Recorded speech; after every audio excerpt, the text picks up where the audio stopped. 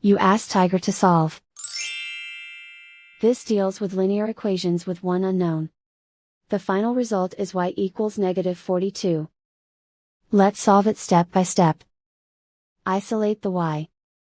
Multiply both sides by inverse fraction 6 over -5.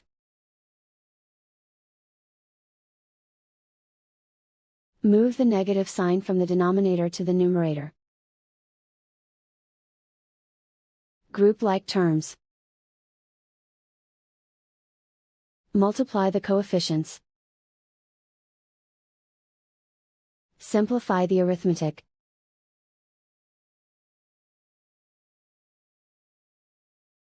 Move the negative sign from the denominator to the numerator.